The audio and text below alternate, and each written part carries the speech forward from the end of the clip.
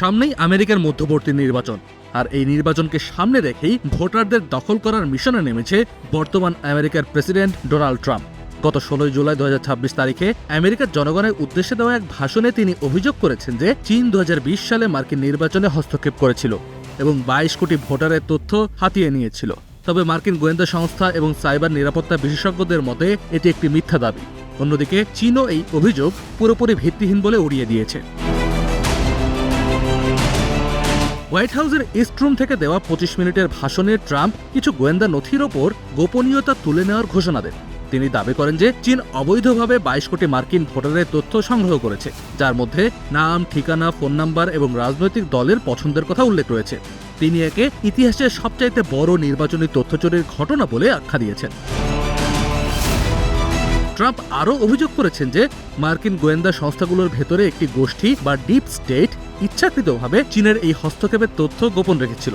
তিনি এই ঘটনার সাথে জড়িত গোয়েন্দা কর্মকর্তাদের চাকরিচ্যুত করার এবং তাদের বিরুদ্ধে ফৌজদারি ব্যবস্থা নেওয়ার হুঁশিয়ারিও দিয়েছেন।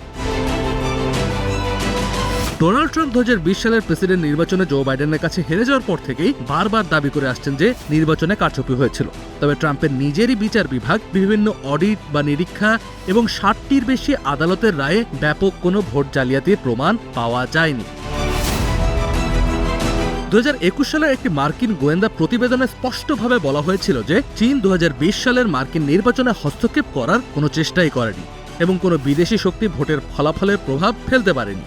এছাড়া সাইবার নিরাপত্তা বিশেষজ্ঞরা জানিয়েছেন যে ট্রাম্প যে 22 কোটি ভোটারের তথ্যের কথা বলছেন তা যুক্তরাষ্ট্রের বিভিন্ন অঙ্গরাজ্যে আইনগতভাবে প্রকাশ্যে কেনা যায়, তাই এটি হ্যাক করার বা চুরি করার কোনো প্রয়োজনই নেই। এদিকে ট্রাম্প ক্ষমতায় আসার পরও এর আগে তার দাবির সপক্ষে কোনো প্রমাণ বা নথি দেখাতে পারেনি। যে নথিগুলো উন্মুক্ত করা হয়েছে তার বেশিরভাগ অংশই কালো কালি দিয়ে ঢেকে ট্রাম্প প্রশাসন উন্মুক্ত করেছিল, ফলে ওই নথিগুলোতে আসলে ঠিক কি লেখা ছিল তা পুরোপুরি স্পষ্ট নয়। ট্রাম্প এই ভাষণের মাধ্যমে মূলত আসন্ন 2026 সালের আমেরিকার মধ্যবর্তী নির্বাচনের আগে সেভ আমেরিকা অ্যাক্ট নামের একটি বিল পাশের জন্য মার্কিন কংগ্রেসের ওপর চাপ তৈরি করতে চেয়েছেন। এই বিলে ভোট দেওয়ার জন্য ছবিসহ আইডি এবং নাগরিকত্বের প্রমাণ দেখানো বাধ্যতামূলক করার কথা বলা হয়েছে। এদিকে যুক্তরাষ্ট্রের শীর্ষস্থানীয় কয়েকটি টেলিভিশন নেটওয়ার্ক যেমন এবিসি, এনবিসি, সিএনএন ট্রাম্পের এই ভাষণ তাদের মূল চ্যানেলে সরাসরি সম্প্রচার করেনি। এর প্রতিক্রিয়ায় ট্রাম্প বলেছেন যে এই চ্যানেলগুলোর লাইসেন্স বাতিল করা উচিত।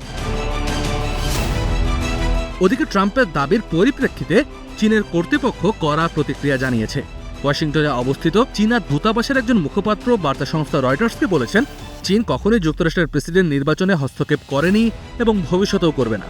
চীন বরাবরই সাইবার হামলা ও নির্বাচনে হস্তক্ষেপের সব ধরনের অভিযোগ দৃঢ়ভাবে অস্বীকার করে আসছে। যুক্তরাষ্ট্রের মধ্যবর্তী নির্বাচন সামনে রেখে রাজনৈতিক বিশ্লেষকরা মনে করছেন ট্রাম্প তার সমর্থকদের মিথ্যা আশ্বাস দিয়ে প্রভাবিত করতে এবং নির্বাচনী ব্যবস্থায় অবিশ্বাসের জন্ম দিতে এই ধরনের দাবি করছেন।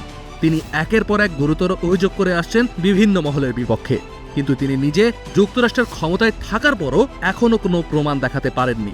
তার এই ভাষণ প্রমাণ করে যে ভবিষ্যতে নির্বাচনী আইন কঠোর করে পুরো প্রক্রিয়াকে নিজের দলের পক্ষে নেওয়ার একটি চেষ্টা করছেন তিনি।